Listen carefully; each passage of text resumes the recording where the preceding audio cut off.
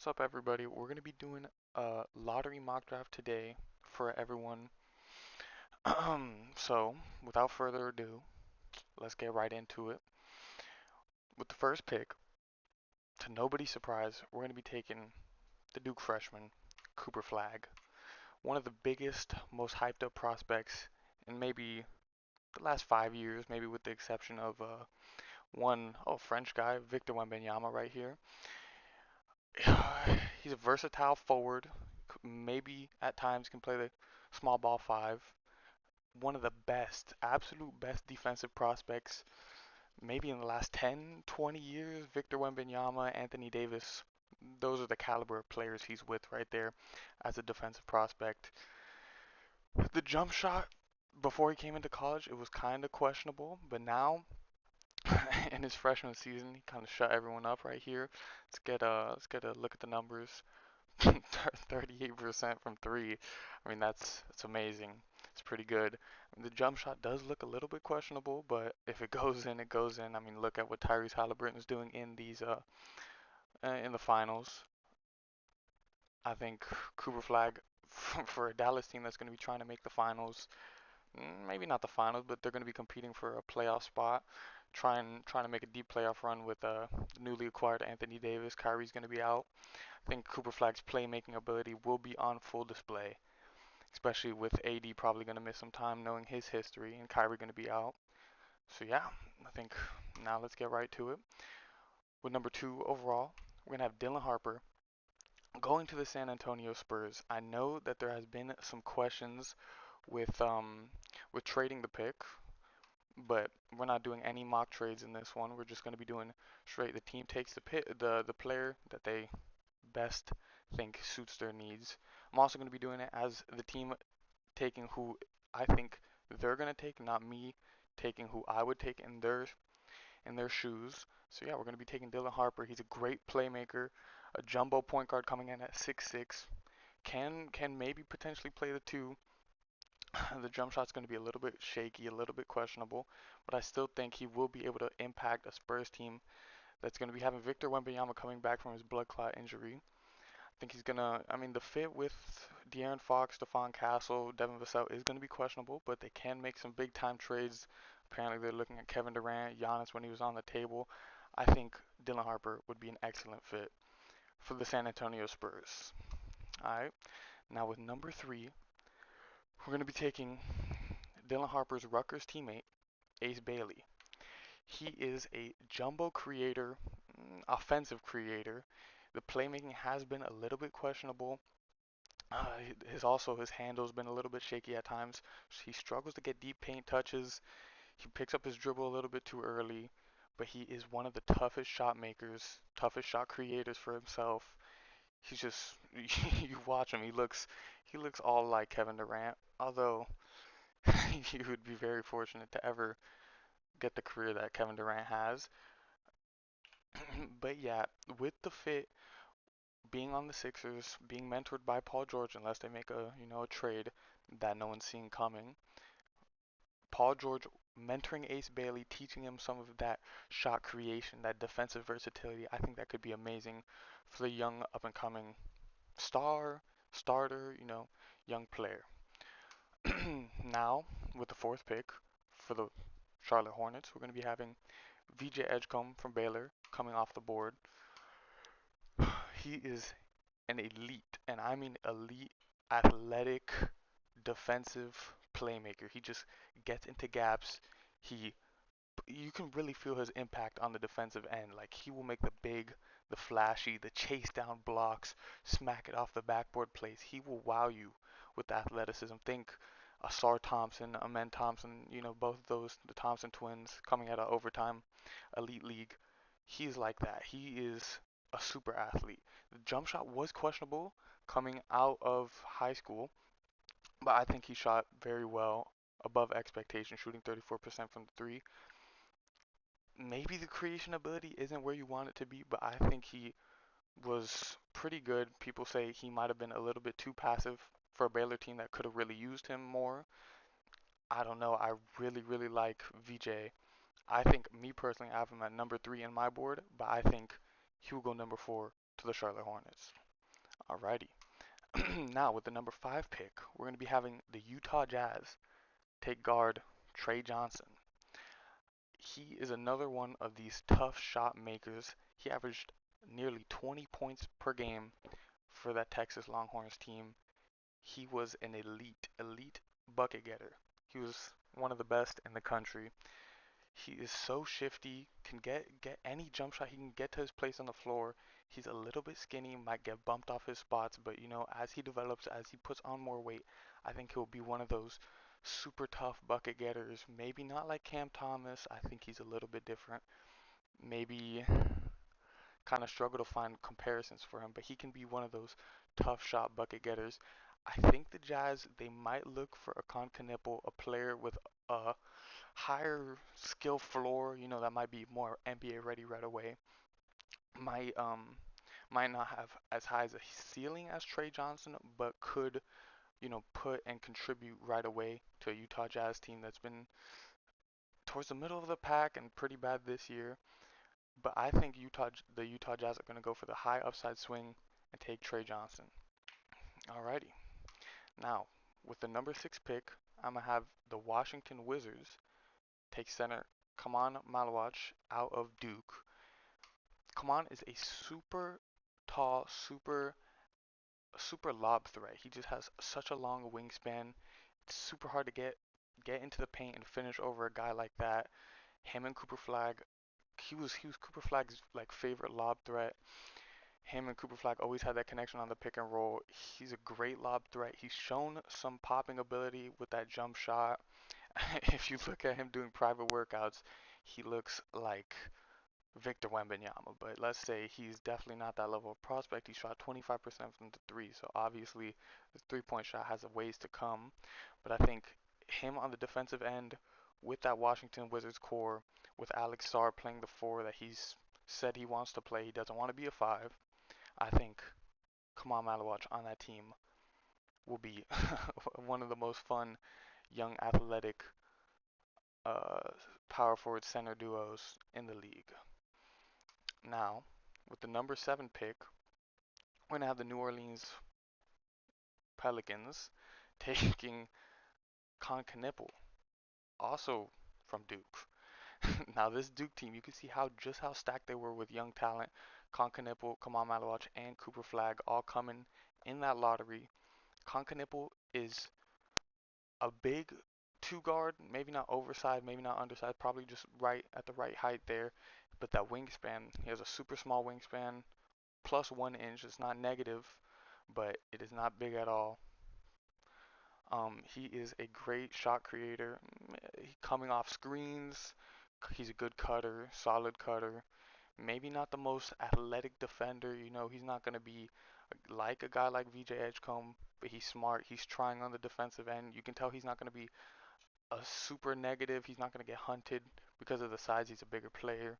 I think he'll be good on that end. I don't think he'll be great. I think he can fit with a good team defense. I don't think he'll be, your best defender.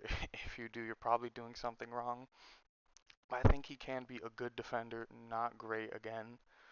Um, the shooting ability is amazing. It's one of the best in the draft. He's coming off screens, coming off movement.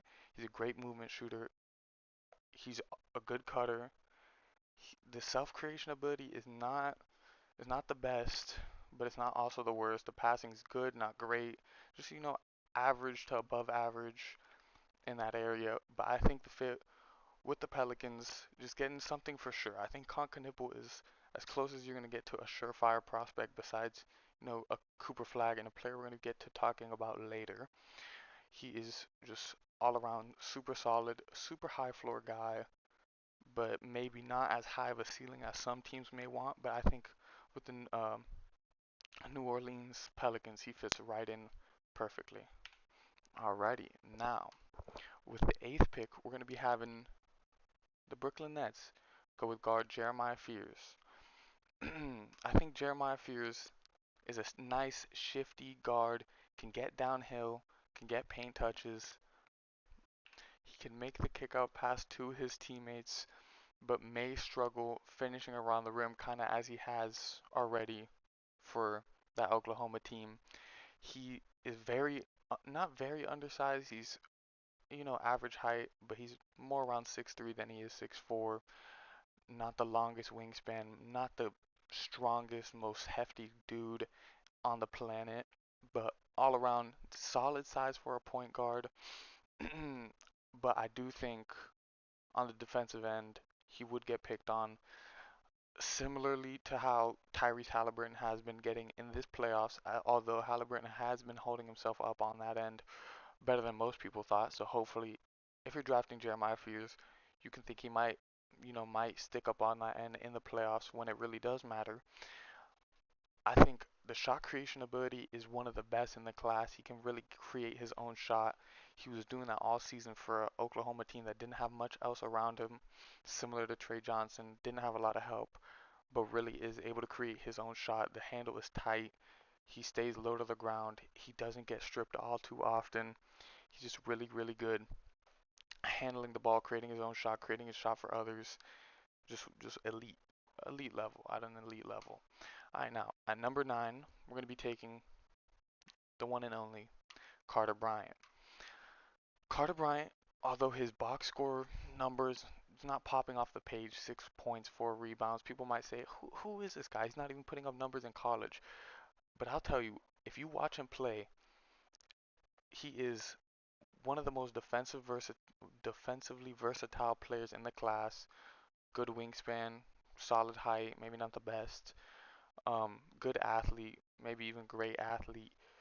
He is an amazing, and I mean amazing, help side rim protector for a small forward, maybe even a power forward if you want to go really small. I don't think he's gonna be a power forward at the NBA level. I think he'll be more of a 3, maybe a 2 on certain super tall lineups. I think the self creation ability might need to come on a long way if you want him to be a star. He might not ever be that, but he could. You never know with a guy like this. Super raw. He can catch lobs. He's a really good athlete. He can maybe fit into that OG Anunoby role that the Raptors have been missing since they traded him away. His ability to shoot the three ball is pretty good for a team that would need shooters to put around Scotty Barnes.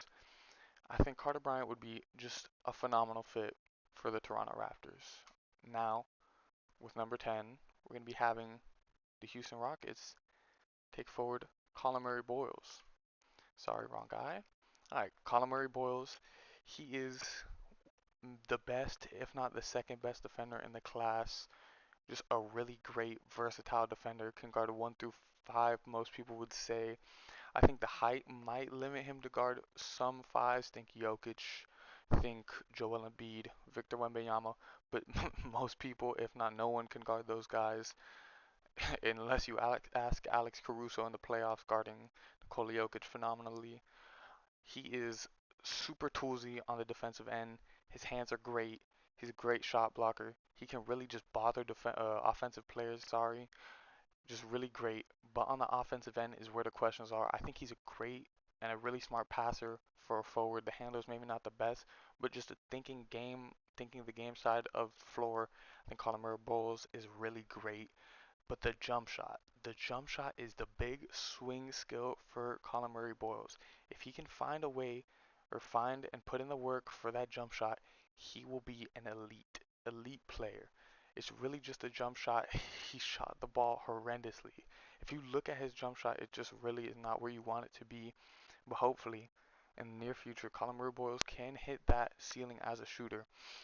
He doesn't take many shots from the 3-point line. He's definitely a stationary shooter. He cannot shoot the ball off movement, but he is a good cutter, an all-around offensive player other than that 3-point shot. I think that could get him schemed out of the playoffs early on in his career. But if he develops that jump shot, he could be a real star player. I think he could really fit into the Houston system of good, versatile, lanky defenders like Jabari Smith Jr., Tari Eason, those type of players, Dylan Brooks. I think he could really fit in to that mold. He can maybe be a Tumani Kamara type of player. I think that's another good comp for Carter Bryant. I think he could just be a really great player. I think he could go higher. I just really think most teams are going to be scared off because of the jump shot problems. But hopefully, Colin Murray Bowles can find that. Now, we're going to be having the Portland Trailblazers selecting Noah Essenge out of France. All right. Noah, he is a super raw prospect coming out. He will be one of the youngest prospects besides Cooper Flagg. I think he will be 3 days older than Cooper Flagg, if I'm not mistaken. He's a super raw, athletic wing that's shown some promise but has struggled to make it consistent. I think the jump shot has ways to go. The handle is shaky. He can't really play make at the moment. He kind of moves like like like he, like he has cement in his shoes. He moves a little bit scary, but I think the toolsiness, the athleticism, the promise on that end. He could be a swing type player, kind of like Tidjara Salaün that the Hornets took at number 6 overall last year. I think he could be similar to that. If he can get the shooting, it would really help out his offense. If he can fix the playmaking, could also really help out the offense. I think I really like the fit long term with that Portland Trailblazers team with Toumani Camara, Deni Avdija, you know, Shaedon Sharpe, Scoot Henderson could make one of the more fun defensive teams. I think the versatility on that end with Donovan Clingan as the rim protector, I think that would be an amazingly fun defensive oriented team right there. Now, let's get on to the next pick with your Chicago Bulls. We'll be having center Derek Queen. Derek Queen is one of the most interesting prospects in my mind this year. He is a 6'10 center. He might be able to play power forward in his career. I think center is kind of where I like him more. He is a jumbo playmaker. He is such a great passer. Like the talent is absolutely unbelievable. He makes passes that you can't see from watching it all the way up there in the spectator booth. The guy is amazing. He's super talented. Nobody's questioning his talent. I think where the questions come in is, again, the jump shot. He shot 20% from three. You really don't want to see that. The jump shot doesn't look too great. It looks really flat. It's not the best. And then also, I hate to be that guy, the work ethic issues. He came into the combine a little heavier than you would want a player to be coming in to the biggest moment of their career, most likely. Came in around almost 20% body fat. I don't really want to see that. I think he gets pretty lackadaisical on the defensive end. He doesn't try for full games, I feel like. I think he can be better. He has stints where he plays really great defense and then it just seems like it falls off kind of a cliff. I think he can be better. I think he hopefully will be better. If you're the Chicago Bulls, that's what you're swinging for there. I think if he becomes the player that he should and could be, I think if you take him at 12, it feels like a steal. It feels like he might be one of the top 5 players in the draft, but the not off-court issues, but like the effort issues and, just the mentality there, it kind of scares you off him if you're the Bulls, or any team, sorry. But I think his fit with the Bulls would be pretty great. You're getting some center depth. They've been stuck with Nikola Vucevic and not much else as their center rotation, and that's not pretty good for a team, for a young team trying to help develop their young players. Having a good center, having a young center would help stabilize that offense a little bit. I do like the fit with Derek Queen with the Bulls. I just think you need to trust your front office to set him on the right path. I think if he goes to a bad organization, I think it could really derail his career. But I'm believing in Derek Queen. I believe he can be a great player sooner rather than later. Now, with your second to last pick, we got the Atlanta Hawks selecting Rasheer Fleming. Rasheer Fleming is another one of these versatile wings coming out of college. I really do like his defensive versatility. He's a good athlete. I wouldn't say he's a great one, but his progression throughout the years in college has been pretty amazing to watch. This guy has gotten better every single year. Look at this. 5 points, 10 points, 14. He's just getting better every single year. See the percentages um, go up and up. You really like to see that from a young player coming into the league. You can see that the work ethic is there. This is a guy that really likes basketball, in my opinion. He really works. I think the playmaking again is another issue. Maybe not the best passer. I also don't think he's the worst. You know, he's pretty good on that end. Um, the shooting is decent. The self generation isn't the best, but the defensive versatility is really where a guy like this gets you. For an Atlanta Hawks team that's been trying to put a bunch of amazing defenders around Trae Young, I think Dyson Daniels, I think Jalen Johnson is a decent defender. Onyeka Okongwu is pretty great. I think Rasheer Fleming's fit with this team is just amazing. You really you take Rasheer Fleming and I think you walk away with a smile on your face if you're the Atlanta Hawks front office. Now, with the San Antonio Spurs, I have them taking guard Kasparis Yakachonis out of Illinois. I think Yakachonis, he's a great playmaker, one of the best passers. I wouldn't say the best in this class. He's pretty good. His offense kinda is predictable, I would say. He overly relies on his step back, going left most of the time. He struggles to get deep paint touches most of the time, I feel like. On the defensive end is not the best most of the time. Um, he's a little bit slow, not the most athletic. He's great in the pick and roll, not guarding the pick and roll, great initiating the pick and roll as the playmaker. He's not great much outside playing the pick and roll. You know, his offense, like I said, it can get predictable at times. But I think for the San Antonio Spurs, you're coming out with two of the best guards in this draft. You got to be pretty happy with that, I think. Um, Even if the defensive concerns are there with Kasparis, I think Victor Wembanyama helping him out as the rim protector would be pretty good. It will help, clean up and erase the defensive mistakes that he makes. So I think the fit there is pretty good. You're getting another ball handler to help throw lobs to Victor Wembanyama. I think you got to be pretty happy with that if you're the Spurs. And there's also been rumors about them trading this pick for another guy like Kevin Durant.